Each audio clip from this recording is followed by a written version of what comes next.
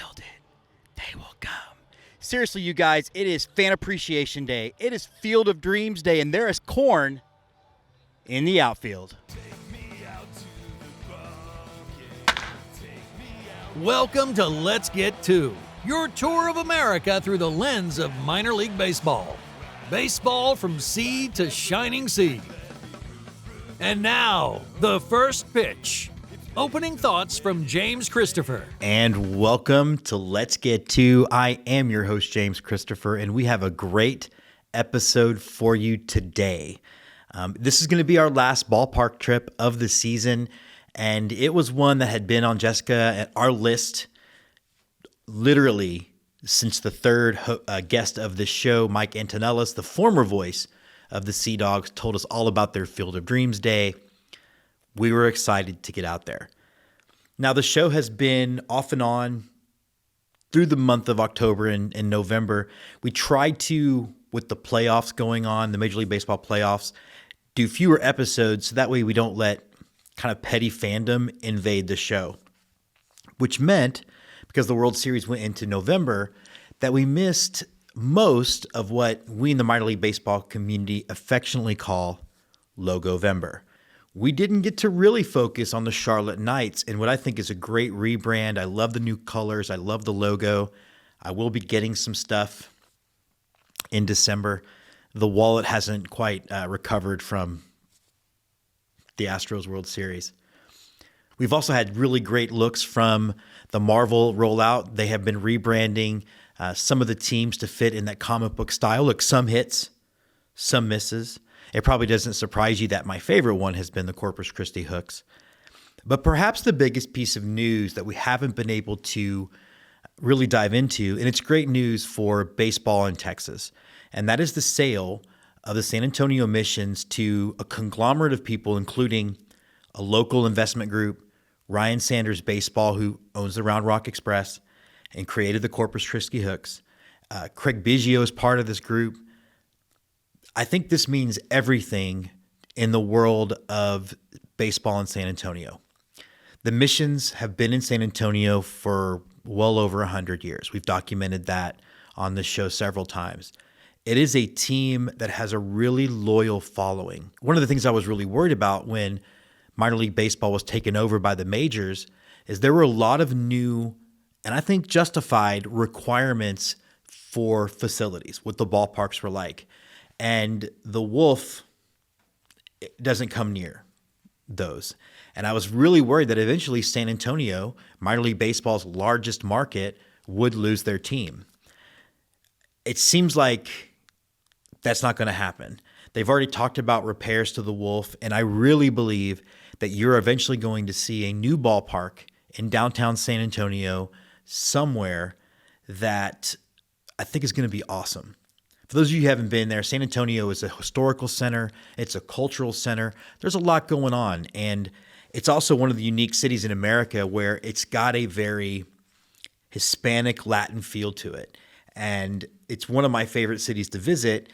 And I can't imagine a better place to have a downtown ballpark than in the middle of this thriving center where you've got the Riverwalk, you've got museums, you have the Alamo, you have all of these things that are going to add to create one of the most unique baseball experiences in the country. So very excited for San Antonio, very excited for the Missions, and we really can't wait to see what's next with this new ownership group. On the St. Louis team, we have who's on first, what's on second, I don't know who's on third. That's what I want to find out. I want you to tell me the names of the fellas on the St. Louis team. I'm telling you, who's on first, what's on second, I don't know who's on third. Do you know the fellas' names? Yes. Well, then who's playing first? Yes. I mean, the fellas' Who's on base. first? The Let's Get To Team of the Week. Who? The guy on first base. Presented by the Baseball Bucket List Podcast. I'm not asking you, I'm telling you, who is on first? I'm asking you who's on first. So we're super excited to welcome Let's Get To longtime friend of the show, Emma Tiedemann from your Portland Seadogs. Emma, I know the playoffs didn't go the way we hoped. Jess and I were definitely following your calls on all that, but you guys won a lot of Dottie awards from the Let's Get To team. Does that help balance that out a little bit, maybe? Yeah, it helps cope with the fact that the season is over and, we're not getting rings this year. So it definitely helps. Yeah. Rings, belt buckles, all the same difference. But talking a little bit about the year, it's so cool. We just showed our segment we put together of our trip up there. It was clearly a very informative, impactful trip for us. How was the season? It finally felt normal again. So how just was it different from 2021? I mean, it was great. I mean, this year started without any restrictions on attendance. I could look out on opening day and I didn't see any zip ties on the seats, and I had an opening night crowd, a true opening night crowd of 7,368 fans. So I mean, it was great. We had that for the fan experience, and then all the COVID restrictions basically for the players was lifted. So I was able to go in the clubhouse as usual this season and go in the visitors side also. And, that was something that we had very, very big restrictions on last season. So the access to the players was a little bit different. So this year I was able to talk to them and interact and tell their stories a little bit better because I could actually speak to them, closer than 6 feet, or, I could actually go on the field, which was a change from the beginning of last season too. So, I mean, it was all those little things, you kind of take for granted that, I'm never going to take for granted again that I can walk up to a player and talk to him at the cage anymore, and that's stuff. How important is that, especially when, a minor league baseball roster is transitory? It moves up and down. How important is it to get some face time, to get to talk to players, so that way when you're doing the play-by-play, you actually have something to talk about between pitches? Yeah, it's super important. I mean, I'll give you a good example. We had Seadogs this year, who is vaulted to the top of prospect lists for the Red Sox and really for minor league baseball, top 100 prospect. But I mean, he has like 4 middle names, and one of which was Chipper. And the fact that I could walk up to him and say, "Hey, Seadogs, I was looking at your middle names and one of them is Chipper. Like, what's that about?" And learning that his mom's favorite player was Chipper Jones, and that, she loved him so much that Chipper is one of his many middle names that he has. And, little stuff like that, it's just so cool. And I can drop it in, and that's a very quick tidbit that is very important with the pitch clock. I can do it really quickly. He hits a home run and we move on to the next player. So it's great to just be able to chat with them and get to a more human level than just talking about the stats and numbers about them. We will get to the pitch clock in a second because I have a question about that for you. One of the things that I noticed, because we had me in the booth, you are super good at, let's have a conversation. And it's like the meme, right? And then there's a was a fly ball to deep right field. Yeah. But you're really good at that. I mean, I don't know that I could do that, of being able to essentially, you're able to split your focus so well. I mean, did you have to get used to that? Was it difficult? How does that work? Yeah, it took a lot of practice. I mean, if you talk to somebody and they are able to do it pretty well, and you hear good interviews in the booth, and because a person can do the 2 at 1 thing, 2 at 1 time kind of thing. I mean, it took me years. I mean, I just wrapped up my 8th season in baseball, and I think that broadcasting wise, I still have a lot of improvement to do, still even with guests in the booth. But no, it took a lot of practice. And I think, I focus a lot with my style of call is like, you tune into a broadcast of mine, and my goal is to be, it's like I'm talking to you, and it's just one-on-one, and I'm just talking about, hey, James, like, it was a ground ball to first, but this is what happened, and you can see it in your mind's eye. And so I think for me, it's just an easy transition to have someone to talk to, whether it's my partner or a guest, that it's already conversational, and now I introduce somebody else. But handling play-by-play and a separate conversation, that's an art form that took a while, but that's kind of my overall goals. Everything's conversational. I categorically could not do that. My mind absolutely doesn't work that way. We were out at the Field of Dreams Day, which you had made the suggestion. You gave me sort of a hint on what it would be. It absolutely lived up to its the reputation. I think the only negative part was it meant our trip to Maine was a bit constricted, so I'll have to get out there during the summer. But what were some of the highlights this season? Be it having certain players that you are going to look back on 2022 and say that was a special season. I mean, yeah, Field of Dreams always takes the cake. I mean, winning season, losing season, if we're in a playoff hunt or not, I mean, that is hands down the best promotion in baseball. And I had heard that, and now I've experienced it, and I've seen it a couple of times. It's the best. It's such a bittersweet day because you wrap up, it's such a fun promotion. We all look forward to it. But for me, it's super bittersweet because it's marking the end of the season. And so it's really mixed emotions during that day. And I think that's why, people get pretty emotional during it. I mean, the music kicks on and I'm like trying to hold back tears because, it's for me, it's culminating the end of the season, which I freaking hate the off season. So it's like, I never want this, this sport to end. And this is how it is ending, but it's also the perfect way to end it with all of your fans. So I think that this Field of Dreams was great because the players actually got to go into the stands for the first time since COVID. Last season we had the ushers handing out signed baseballs to the fans, which is great too. Our ushers are awesome, but I think it was that nice little extra special touch of having the players actually go back into the seats, shake hands, give fist bumps. That was really special that I won't really ever forget. Baseball wise, Seadon Rafaela was the story. I will never forget him robbing multiple home runs, and having experience with being able to broadcast such an electric player like him. And just seeing all the guys move up into the big leagues. I mean, we had quite a few guys, this season debut with Boston and just a couple seasons removed from Portland. And it's awesome to see. I was just talking to them last year on the same field and now they're up at Fenway. So it's those little moments that really, make the season memorable. It's got to be fun too, since Boston, I mean, it's bad for Boston fans because they are very much our team in transition, but it does mean you're going to see a lot of guys get their shot. That's got to be really cool. Yeah, that's the Hein Bloom philosophy really is, stacking that farm system. And I saw it with the Legends with Kansas City. Most of those teams that I was with, they're at the big league level. Again, not the best club right now in Major League Baseball, but it's so cool to be able to go to a Major League game and see guys like Tristan Casas playing first. Well, he was playing first for us last season. And, we had one of our closers this season. He moved up to Worcester and now he's with the Red Sox. Like, it's just so cool because you see them in such intimate environments and you kind of get to know them a little bit better. And now they're playing in front of 40,000 people. I mean, they were just here at Hadlock in front of 77,000 people. It's such a cool just progression to see. Speaking of the pitch clock, the pitch clock has been part of minor league baseball for a long time. It's obviously going to be coming to the major league level. Seems like this year, I guess it got shorter and it was more heavily enforced. One of the things that minor league baseball owners have talked to me about in front office folks is that it's shortening to the game to the point that it's actually affecting beer sales and all of that stuff. I mean, have you noticed, has it felt drastically shorter to you? Oh, for sure. Hands down. And you're right. I mean, we've had the pitch clock for years, but no one's enforced it. Last season, there was so many times where I was broadcasting. These games were dragging on and I love baseball, but my goodness, sometimes those pitchers can really wait on that mound to throw a pitch. And there was, I'm an Astros fan. So if I counted all the time Jose Altuve did this with his batting gloves, I don't know. If I could get that time back, that'd be amazing. Right. It's little things like that. We're just like, okay, just stay in the box between at least two pitches, just one time. So, last year was we just knew that they weren't enforcing it. This year, oh my gosh. I mean, that thing comes on and it is so fast. We set 2 franchise records for the shortest game, 156 and 158. And one of those had a bottom of the 9th inning. So it was just wild of the pitch clock. And so I'm a baseball traditionalist. I don't mind the long games. I love the sport. I've won all of the baseball all the time.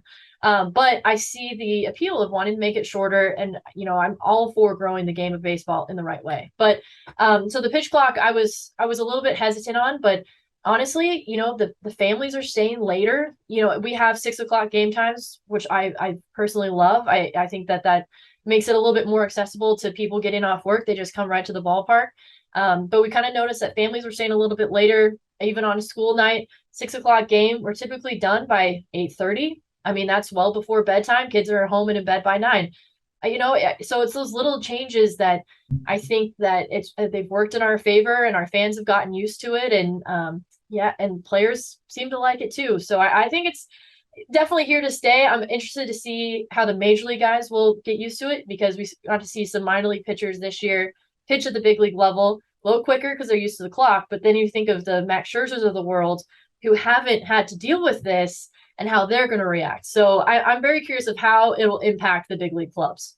If you're an umpire, would you be the one to want to tell Justin Verlander you just got ball 4 because you took? I wouldn't do it. No, So, no. but it's interesting because like there's always two sides of every coin. When I'm watching a game on TV, absolutely I want it to move faster. When I'm there, I flew up to cover actually the Columbia Fireflies, and that game was 2 hours and 5 minutes long. I was like, but I paid a lot of money to get here. Yeah. I could have definitely used a little bit more time. Before we get to our fun little rapid fire stuff, I do want to ask you because you're a baseball traditionalist. This playoffs is going to be different. We are going to have, it's here to stay, where we have more wild cards. One of the things I've always said is we have this game where all we do is say small sample sizes don't matter. But the playoffs, it becomes the smallest of sample sizes. What are your thoughts on the expanded playoffs? And do you think it's good for the game, or do you feel like it's something that's going to hurt it? I trying to stay open-minded because, like you said, we're kind of stuck with it. So it is what it is. But I mean, I wasn't a huge fan because you have these teams compete for 162 games a year, and the ones that make the postseason and the playoffs, I mean, they had success. You really have to have success from the start to the finish. And I think it's a great honor to be in the postseason and be a playoff team. And now you kind of, I'm not going to say dilute it with adding more, but I don't know. I feel like there's already a lot of postseason baseball, and there's already, I think there's other ways that they could have changed the postseason. Like, I don't really want to stay up until 12 or 1 a.m. on the East Coast to watch West Coast games.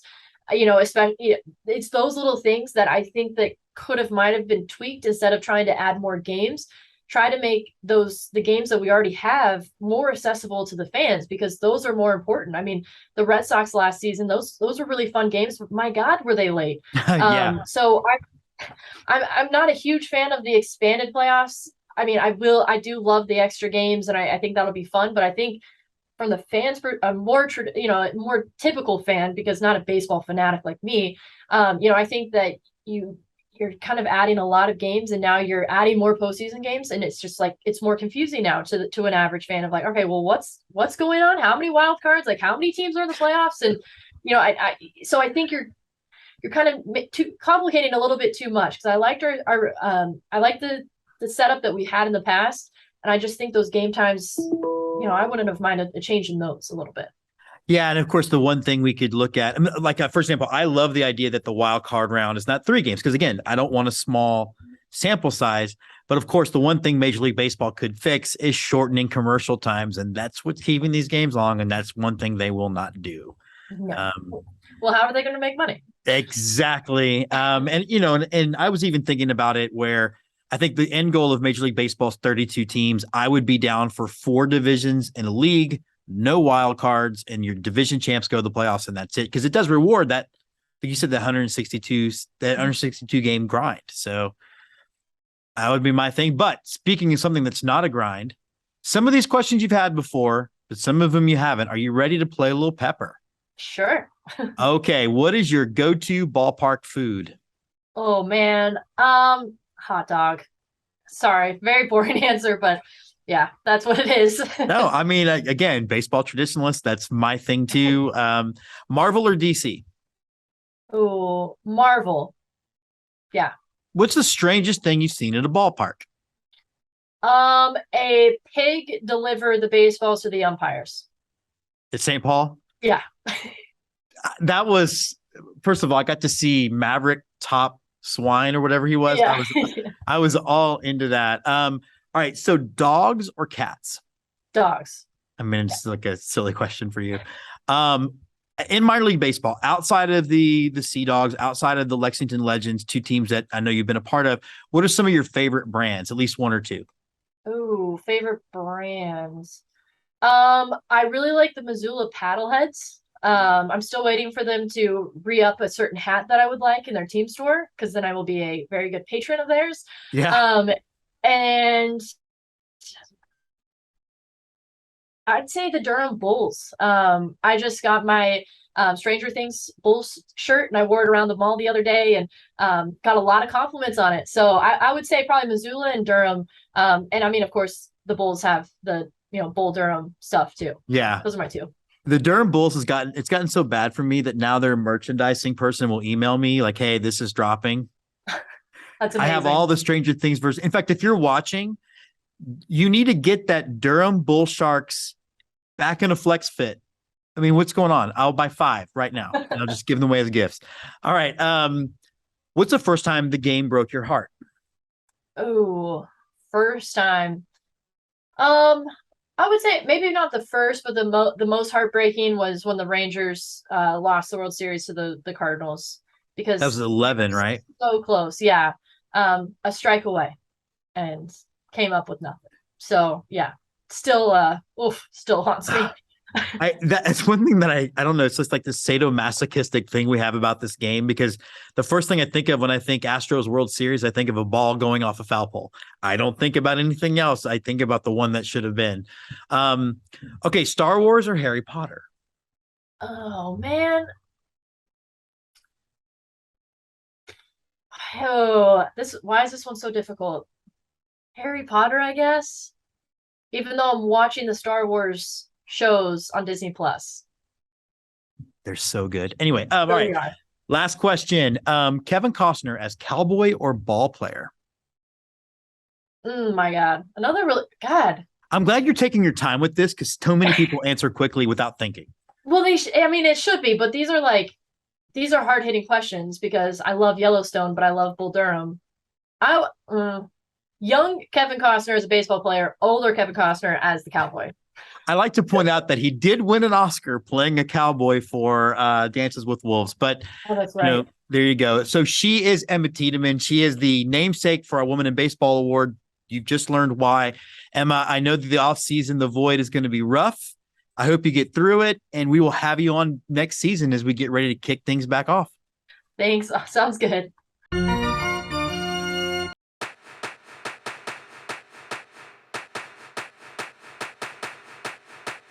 From the bleachers, the Let's Get To Game of the Week. And welcome to From the Bleachers. But of course, we're not coming to you from the bleachers. We're coming to you from right behind home plate at Hadlock Stadium, home of your Portland Seadogs. What a great way to wrap up our final baseball trip of the season. They built it, and the people came. Since 1994, the Portland Seadogs have been baseball in Portland, Maine. They are the people's team, and they arrive at Hadlock Field in throngs. Now, a big part of this show has been about bucket lists for Jessica and I. Getting to go to games, see events, and explore parts of the country we might not otherwise have gotten to see. And since the first season of this show, we focused on getting up to Portland, not just for any game, but for their fan appreciation game. Hadlock Field is a great place to watch baseball. A perfect surface set against a brilliant blue Maine sky. Now, to say Hadlock Field is anything short of a pristine baseball palace would be a lie. It's a park with character and a million ways for fans to enjoy the action. I think about the kinds of parks that can turn curious kids into lifelong fans, and this is certainly one of them. There's something about the majesty of a ballpark. Whether you're 6 years old, 46, or 66, if the magic hits you, it never leaves you.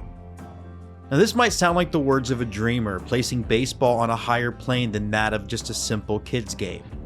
One might say it's a bit romantic. But today would prove to be the day that it's okay to be romantic about baseball. How can you not be romantic about baseball? Today is Fan Appreciation Day at Hadlock Field, and that means it's Field of Dreams Day. Field of Dreams is a clear touchstone film in minor league baseball, and for fans, it might be more of a touchstone than even Bull Durham. Because minor league baseball, from a fan's perspective, just like Field of Dreams, is about love. Walking into Hadlock Field on this day is something I've never seen before. In center field, a patch of corn has been set up. People milling around, taking photos in front of it, Jess and I included. Then, it was time. Voice of the Seadogs, Emma Tiedemann, dressed in period clothing, takes the microphone. She utters the first words, the famous speech by James Earl Jones. People will come, Ray. And as she speaks these iconic words from the stalks of corn dressed in 1920s Portland uniforms, the Seadogs emerge. This last chance to say goodbye to these loyal fans until the dawn of another season. And as these players emerge from the corn, one can't help but think about the iconic scenes in Field of Dreams as more and more players came to Rays Field to recapture their childhood dream. And as the score from the film echoes around Hadlock Field, Emma continues the famous speech as the Seadogs make their way to the baselines. And then, after a greeting from the manager, the coolest part of the ceremony begins. The team disperses to all corners of the concourse. They climb into the stands. Every fan is thanked in person by a Seadogs player. It's a simple thank you, wrapped in a big gesture. A thank you for a summer of support. It's truly impressive to watch. Grown men and women turned into kids just by getting to meet a ball player. Parents helping their kids create a special memory that will stay with them long after today's final out is recorded. It is truly the most special thing I've seen in a ballpark. A moment that truly moved me to tears. And after this beautiful display of a relationship between a town and its ball club, it was time to play ball. What a place to see a game play out. The dimensions of the park are so cool, most noticeable in the form of the main monster, a replica of the famous wall in Boston. The role the Seadogs play in the Red Sox success is clear, not just in the homage to the wall in left field, but in the signs marking the greatest in Sox history that passed through these gates. Names like Sale, Bogarts, and Devers. The Seadogs' own success is marked by banners reflecting their own championships, winners in their own right. But the Seadogs, it's not just about magic, it's also one of the most recognizable brands in minor league baseball. The bold letter P, the seal with the bat in its mouth, they have become iconic, they have become classic, and they look great on a truck, a banner, and of course, any number of some sweet baseball merch that you can see in the shop and all over the ballpark. The heart of the Seadogs comes from its connection to the Portland faithful. The personality comes from the best mascot in the minors, Slugger the Seadog. The stern look on his face, combined with his incredible dance numbers, stunts, and gymnastics, have made this pooch a celebrity at home and online. In fact, I'm such a Slugger fan that not only do I pretty much retweet and share everything he posts, but I was even too starstruck to go ask for a picture. And just remember, when you come to the ballpark, listen to Slugger when he asks you not to feed the ball players. When you walk up to Hadlock Field, you get it right away. The large seal out front is ready to show you a good time. And whether it's getting an autograph on the field, or meeting someone you genuinely admire, or taking your last ballpark selfie until the next season, there's something powerful going on at this baseball palace. This place where the greatest game ever invented is played.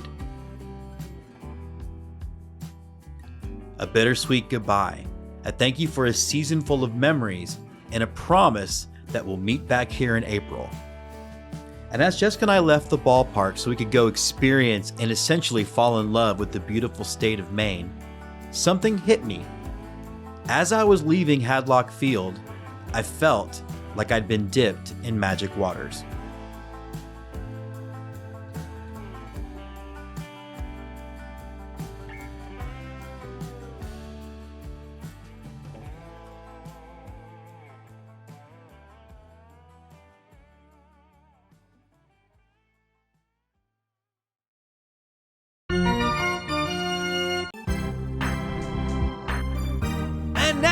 To close it out, the right-hander from Houston, Texas, James Christopher.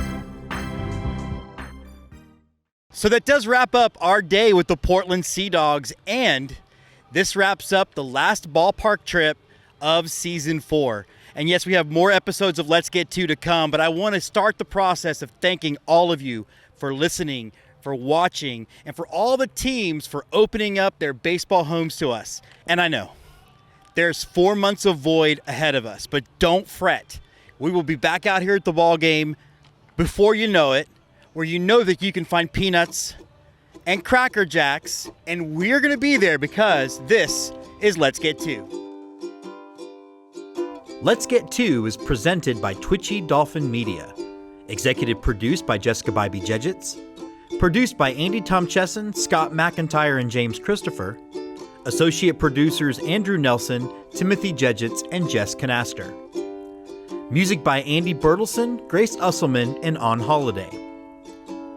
All content created by Let's Get To is the sole property of Twitchy Dolphin Media. All content created by teams covered in the episode are the sole property of the trademark holders.